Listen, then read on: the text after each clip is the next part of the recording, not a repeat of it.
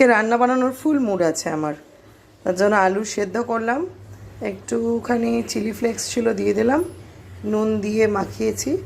এখন এখানে অ্যারারুট আছে দেবো, হ্যাঁ একটু দুধ দেবো, আর পাউরুটি দুটো ভালো করে ভিজিয়ে জল নিকড়ে দেবো। তা একটুখানি অ্যারারুট দিচ্ছি, পরে লাগলে দেখা যাবে। আপাতত এটুকু দিলাম।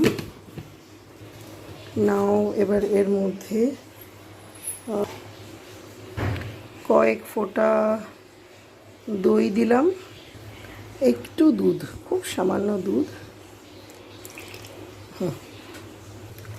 দুটো পাউরুটি একটু জলে ভিজিয়ে নেব। হ্যাঁ একটু জিনিসটা একটু টাইট হবে এই আশায়। হ্যাঁ নাও এখন কিন্তু বেশ টাইট টাইট লাগছে। এবার হাতে একটু তেল ব্রাশ করে এটা বলের শেপ দেবো।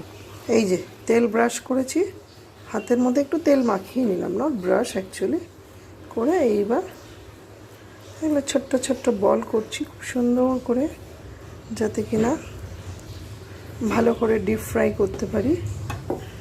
হ্যাঁ করে টমেটো সস দিয়ে আমরা এটা পরিবেশন করব। বলের আকারে বানিয়ে নিই কয়েকটা, তারপরে আবার যখন ভেজে তুলবো কেমন হলো জানাবো। বন্ধুরা দেখো এতগুলো বল হয়েছে, এই দেখো। এইবারে এগুলোকে সুন্দর করে ভাজলেই হ্যাঁ বেশ ইয়াম্মি একটা ব্যাপার হবে। তেল গরম হয়ে এসছে, হ্যাঁ দেখা যাক।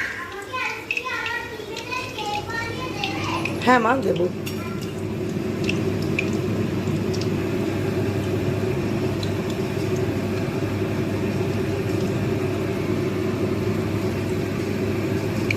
চারটে চারটে করে ভাজি, তেলটা একটু গরম হবে, একদম ক্রিস্পি করে ভাজতে হবে।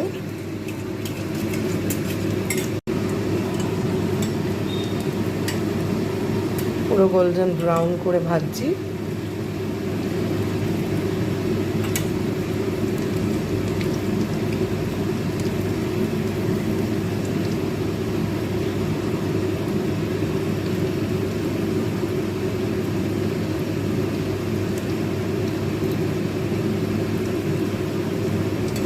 খেয়ে বলো কেমন লাগে, সসে ডুবিয়ে ডুবিয়ে খাও, খেয়ে কেমন লাগছে জানাবে। ঠান্ডা হোক তারপরে খাবে।